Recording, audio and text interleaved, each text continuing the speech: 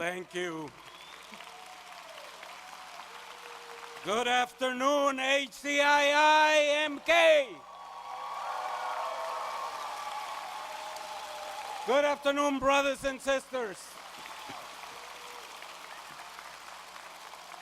Thank you, Patricia and Chauncey, for your introduction. And thank you for all you do for working people. Brothers and sisters, I'm so proud to join you today. HCII are the birth mothers and fathers of the home care movement in this country. You were the first ones to organize and to stand up for your rights and for recognition of the work that you do. Caring for our grandparents, for people who cannot take care of themselves. And you stood up for them, and you stood up for yourself. You said something very fundamental: we will not be invisible anymore. God gave us a voice, and we are going to use it. Brothers and sisters, look at now what you built. From 7 people that met in a church, look what you've done. You've now built one of the largest unions in the Midwest, 92,000 members strong.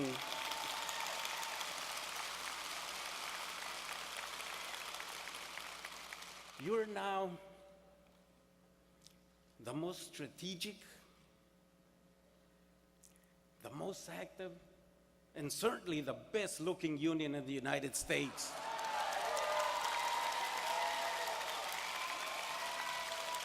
And as that old commercial said, you come a long ways, baby.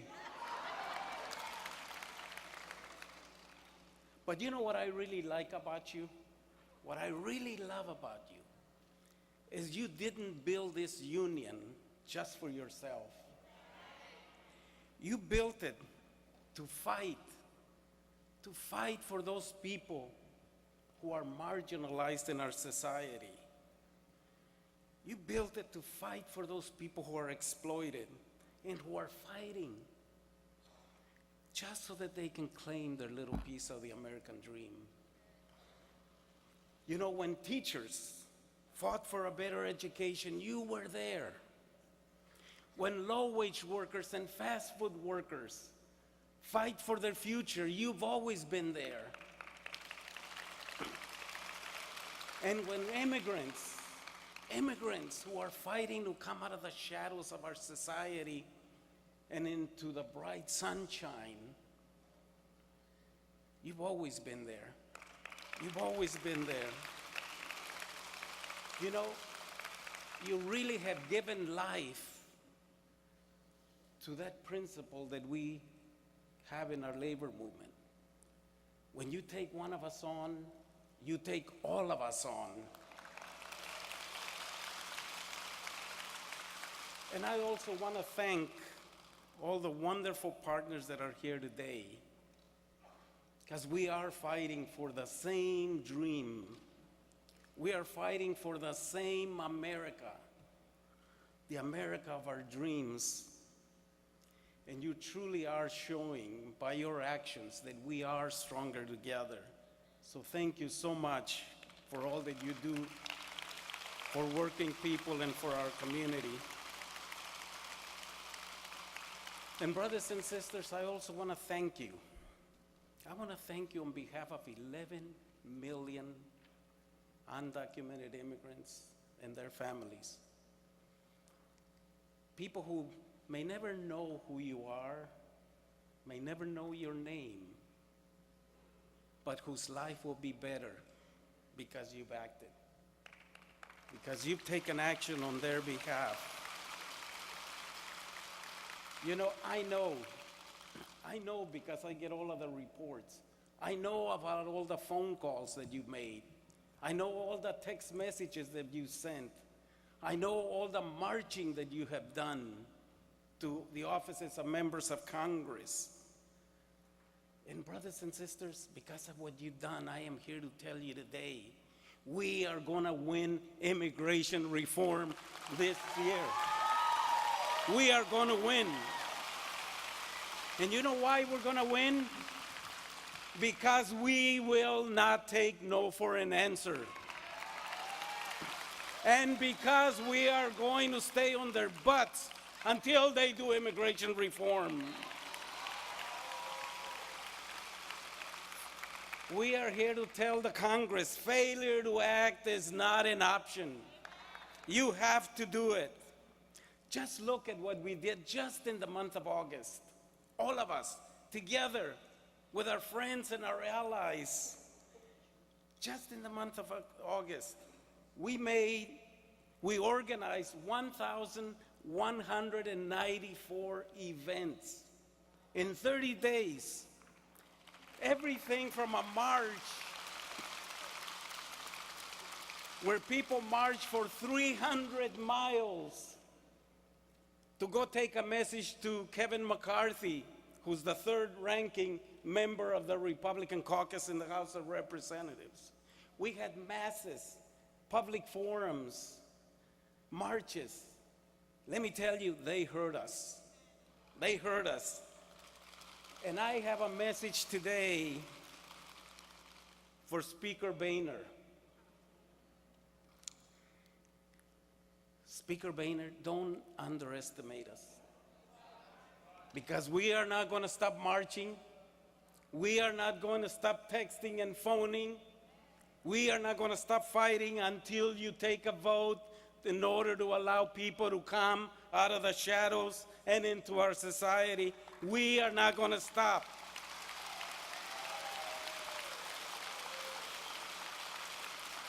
And Speaker Boehner,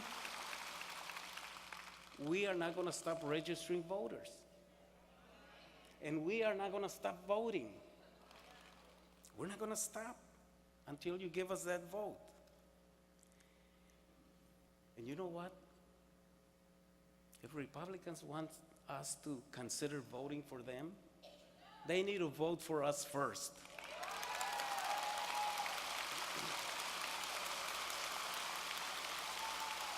Because if you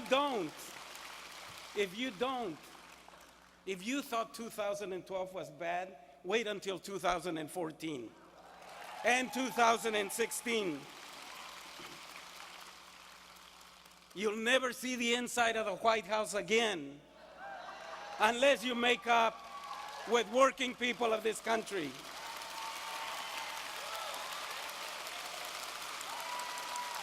So, Mr. Boehner, save yourself a lot of heartache and a lot of headaches. Just do it. It's the right thing to do, and you'll feel better when you do it. Because, brothers and sisters, the time is now. This is our moment. History is calling out to us, and we will answer. And you know the best part is we are not alone. We are not alone. The American people have joined us in this battle. We have the broadest, most diverse coalition that's ever come together on any issue in this country. We have the faith community, Catholics, evangelicals, Baptists, Mormons, Protestants, every denomination, the Jewish faith, they've all come together to support us in this battle. We got labor and business. We got the community groups and the environmentalists. We got law enforcement. We've got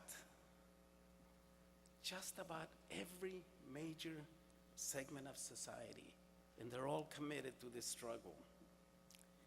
Now, you know that fighting for change is never easy. Fighting for change is hard. But you know, nothing worth having is ever easy. To win and make change, you have to be willing to sacrifice and to work hard. And we are committed to do that. You may have heard of September 12th, 114 women went to the Capitol to ask the Congress to listen to them about the impact that this broken immigration system has on families, about what happens when a parent is arrested and deported, leaving their children behind, about what happens when people have to live in fear that when they leave in the morning, they may not come home that night because they may be arrested and deported. To listen to them about how this system leads to 300 people dying in the desert every year, trying to come to this country just to have a better life. You know, when you die in the desert, nobody will ever know what happened to you.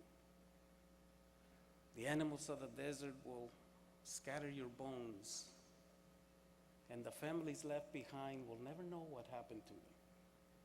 That's not right. That's not what we do in America. It's not right that young people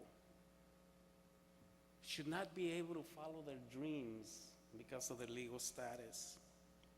It's not right that 11 million people should face exploitation and discrimination because of their legal status. Brothers and sisters, that's not America that I heard about when I was an immigrant from Mexico. When I came here, I was told that you come here, you work hard, you do the right thing, you'll be okay. That's not what the immigration system is doing today. So we have to keep the pressure on. On October the 5th, you all know, we are having mobilizations all over the United States so that everybody can come out and tell the Congress that the time for immigration reform is now. As of now, we have 90 cities that are participating. And on October 8th, we're going to have another mass mobilization in Washington, D.C. And let me tell you, if they don't do immigration reform by now, we have some really good things going to happen. Stay tuned. I am letting out my inner juvenile delinquent. We are going to have fun. And we are going to send a powerful message. So brothers and sisters, I'm absolutely convinced we're going to win. We're going to win.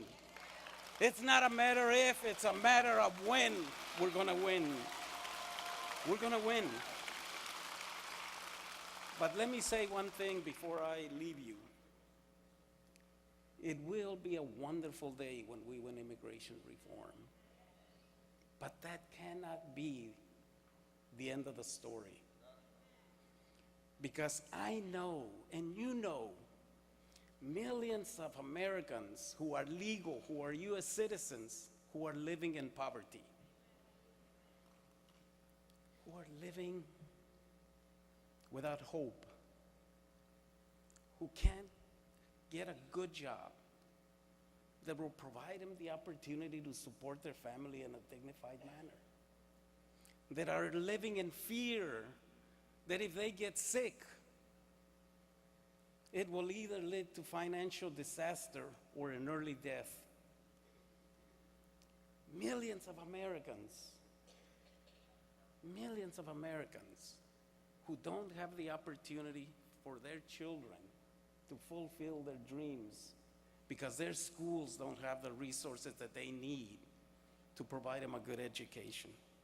So yes, having papers is important, but that's not why us immigrants came to this country, for papers. We came for a better life. And so our job, brothers and sisters, is we need to keep this movement going. We need to keep fighting. We need to make sure that the American dream is within the reach of each and every one of us. That is our job. And let me tell you, to paraphrase Frederick Douglass, in this country, you don't always get what you deserve or what is right and just. You get what you're strong enough to win and determined enough to hold. No one is in charge of our future or the future of our children except us. And so we have to come together with people who share our vision for the future. And we need to fight. We need to continue organizing so that we can make sure that all of us will be all right. And this country will actually live up to its credo of liberty and justice for all. And I'm convinced that if we are willing to fight and to sacrifice, that we will reach the promised land that Dr. King talked to us about. I am convinced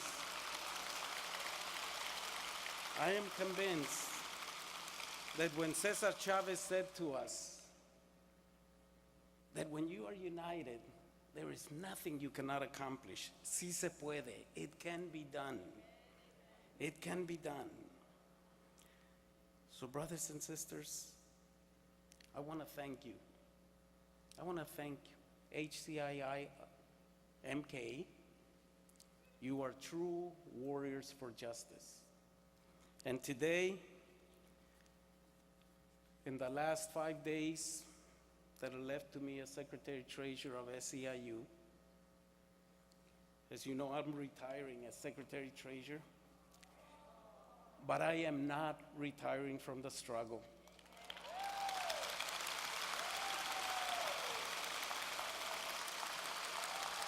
That we have to continue until we win. And so in my last act, I want to thank you for all you do, for you would do in the future to make sure that America is the America of our dreams. Thank you so much.